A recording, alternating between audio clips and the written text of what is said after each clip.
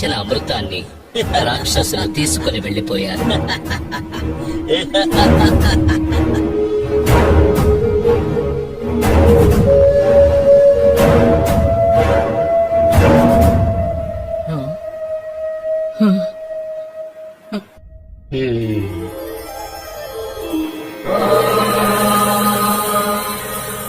చక్రపాణి, ఇక తమ లీల ప్రారంభించవచ్చు.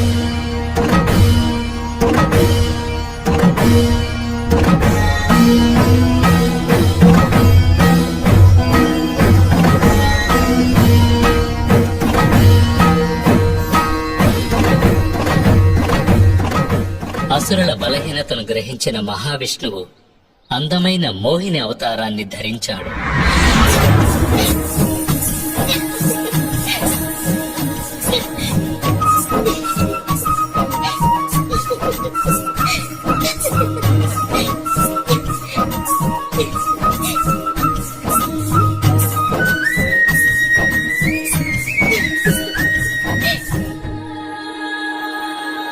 తన అందంతో రాక్షసులను మైమరిపింపజేసి వారి నుంచి అమృతమును తీసుకుని దేవతలకు ఇచ్చి శాపం నుంచి విముక్తులను కావించాడు.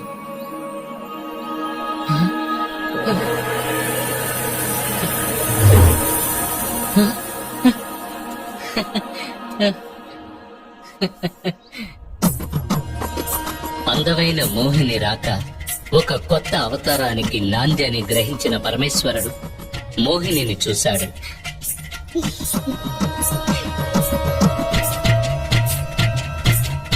శివుని అంశ విష్ణువు అంశ ఏకం కావడం జరిగింది. తత్ఫలితంగా జ్యోతి స్వరూపుడైన అద్భుతమైన మగబిడ్డ జన్మించాడు. ఆ దైవాంశ సంభూతుడే రక్కసిని అంతం చేసేందుకు అవతరించిన మణికంఠుడు.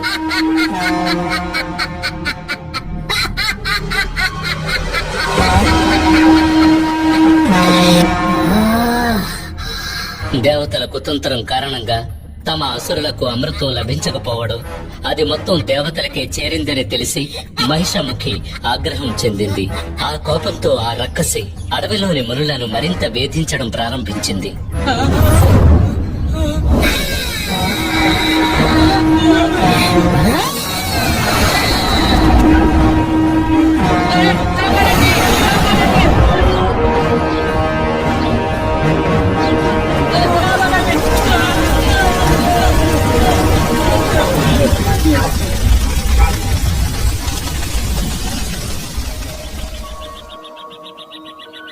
ఈ సమయంలోనే పులిపాల కొరకు వచ్చిన అయ్యప్ప అదే అడవిలోకి ప్రవేశించాడు.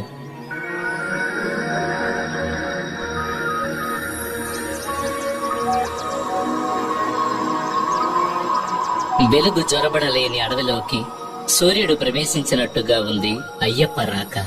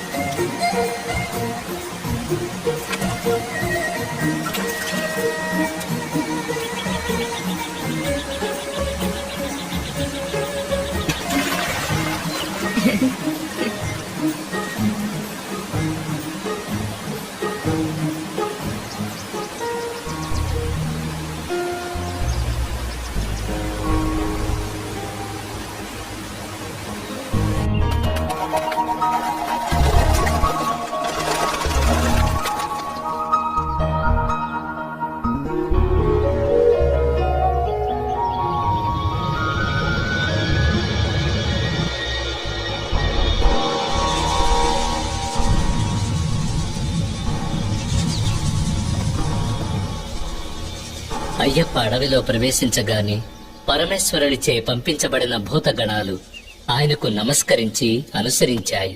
దేవేంద్రునితో పాటు దేవతలు కూడా అయ్యప్పకు తోడుగా వచ్చారు. అయ్యప్ప రాక గురించి మహిషికి తెలిసింది. అతనిని అంతం చేయదలచి యుద్ధానికి సిద్ధమయ్యింది. తనని ఎదిరించేందుకు ఒక బాలకుడు రావడం చూసి ఆ రక్కసి నవ్వింది.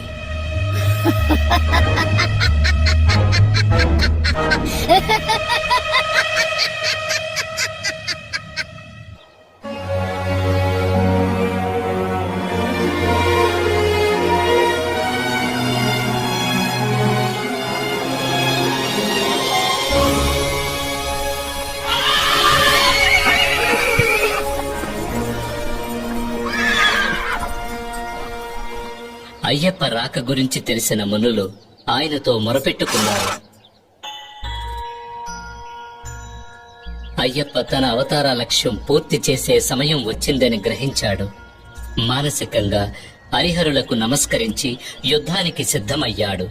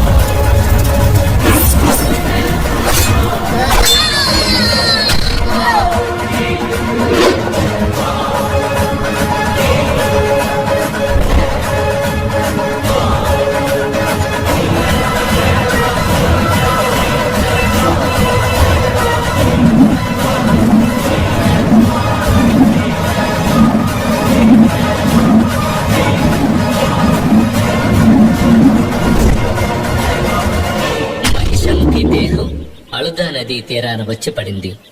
ఆమె తిరిగి లేచేలోగా అయ్యప్ప ఆమె వీపుపైకెక్కి వీర తాండవం చేసి ఆమెను సంహరించాడు.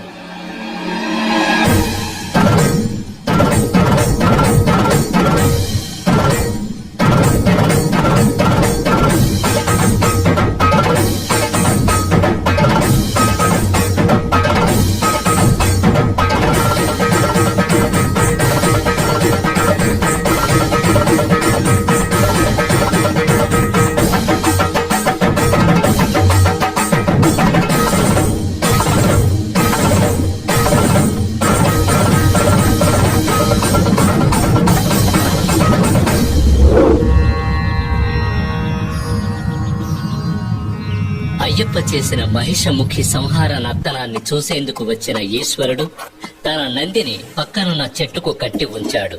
అందుచేత ఆ స్థలం కాళే కట్టే అని పిలువబడుతున్నది.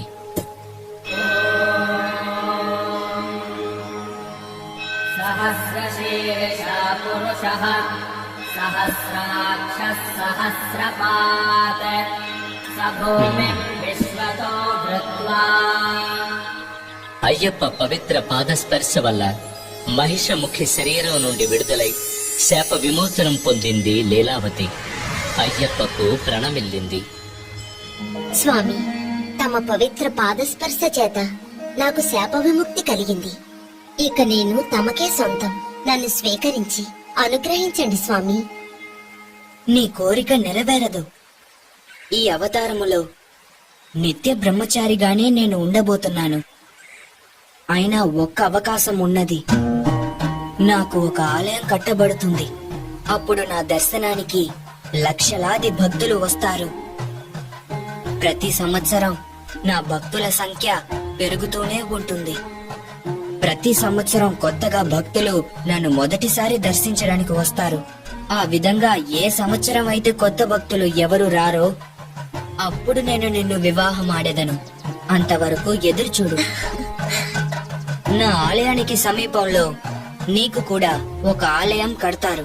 నిన్ను మాళిగైపురత్తమ్మన్ మంజుమాత అని పిలుస్తూ భక్తులు పూజిస్తారు.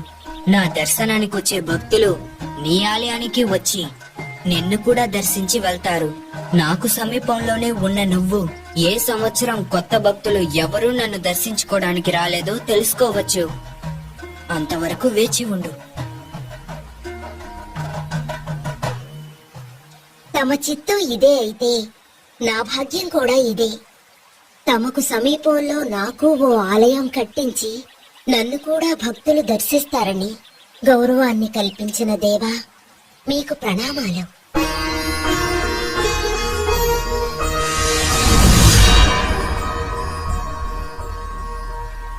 మహిషి సంహారానంతరం పరమేశ్వరుడు అయ్యప్పను పిలిచి, పుత్ర, నీ వియోగంతో కృంగిపోతున్నాడు మహారాజు రాజశేఖరుడు. అతన్ని చేరుకుని ముక్తిని ప్రసాదించాలి. అలాగే నీలిమలలో శబరి అనే భక్తురాలు నీ దర్శనం కొరకు ఎదురు చూస్తోంది. ఆమెను అనుగ్రహించి మోక్షాన్ని ప్రసాదించడం నీ కర్తవ్యం.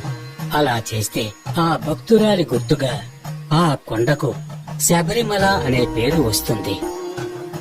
అంతేకాదు, ఆ శబరిమల పైనే నీ ఆలయం నిర్మించబడుతుంది. ఆయుష్మాన్ భవ.